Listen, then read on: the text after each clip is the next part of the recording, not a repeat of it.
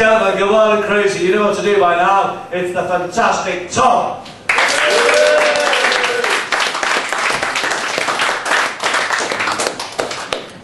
Woo.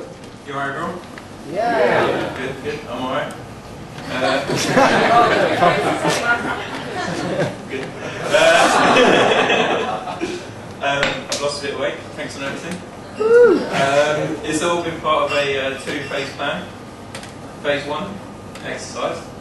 Day 1 of the regime, decided to go for a 5-mile run. Bit ambitious. Said to my flatmate, be back in an hour. Again, he gets more ambitious. I set off. I got 1 block.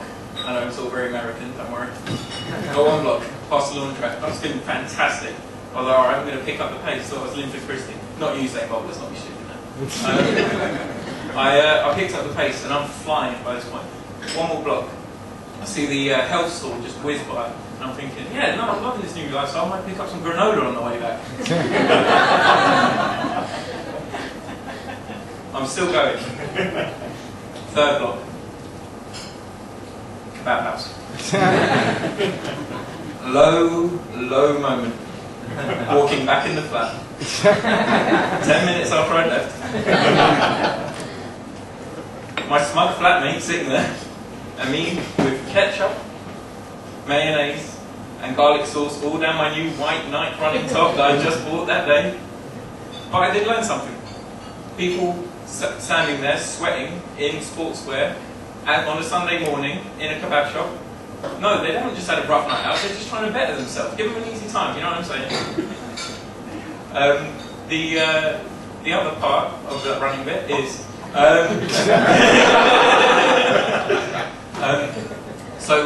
but now actually I've actually got quite good at running, and I've actually started timing my runs. And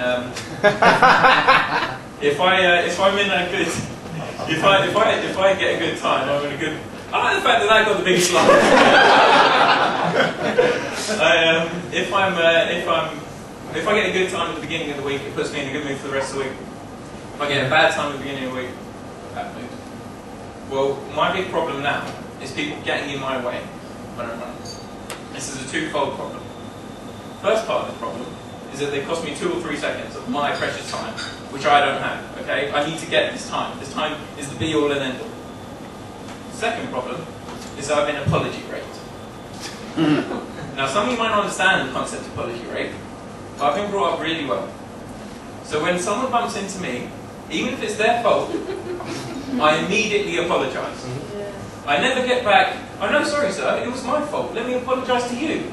I just get a sneer and a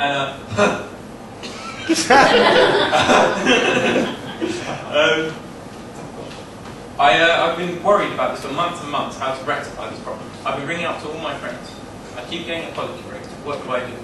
No one had the solution. Then I talked to my friend who's got a psychology degree. He said to me, Tom, the apology is a reflex action.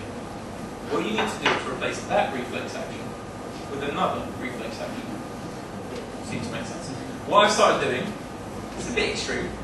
I've started punching them in the back of the head. This has solved my problem, because I feel that we're even over the 2 or 3 second thing and I don't apologise. The second part of the weight loss program is I've started eating less. But before you do this, they suggest to you, what you should do is keep eating like a fat bastard for another week, they're very PC, and log it all. This is called a food diary. I tell you what, I kept the food diary for a week, and it was more depressing than Anne Frank's. It was a lot more eating in secret, and there was a shitload more bacon involved. That was going to go down. So I was actually so proud of the book that I showed it to a group of friends, and one of my friends is in the publishing industry. He said to me, "Tom, this is so good, you could actually get it published." And I was like, "Oh, well, keeping with my theme, I don't think it's quite up to Anne Frank's standard." She goes, "Well, no, at least you finished it." And there's always the option for a sequel. Because they're craving for this new franchise that they can roll out sequel after sequel, now that Harry Potter's finished. I don't know if any of you bought GQ this month. Does anyone here like watch adverts, cologne adverts? Well, in between the watch and cologne adverts, there was a little article about Daniel Radcliffe. Daniel Radcliffe has recently kicked a whiskey habit. He's 21 years old. Not an alcohol problem, a whiskey habit. He's 21 years old, he's hit his career highlight, I think we can all safely say that, and he's kicking a whiskey habit. I think he's having this midlife crisis 30 years too early. I did actually have the chance to meet Daniel. I'm not going to do that bit, that's not very good.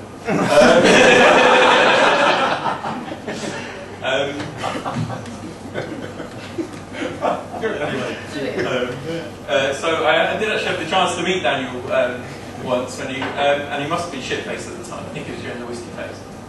He said to me, "Tom, I'm about to go on stage for this play, and I'm really, really nervous." And I said to him, "Daniel, I know nothing about performing on stage." He said to me, "No, I'm not letting you leave till you give me some advice. Otherwise, I won't go on the stage, and there'll be millions of pounds lost for everyone." I said, "All right." I just went with the old classic: picture your audience name. Well, he must have been shit-faced because he spent 6 months on Broadway with his knockout. He's now in a play called He's now in a play called How to Succeed in Business Without Really Trying. Okay, Daniel Radcliffe in a play called How to Succeed in Business Without Really Trying. This is a 21-year-old man who's worth a reported £48 million simply because he looks like a fictional character in How to Succeed in Business Without Really Trying. Thank you. Someone caught on there, that's very good. My final problem, I'm going to leave you now, but my final problem was I was out the other day and I thought of something funny. I always keep a pad of paper in to jot down my notes.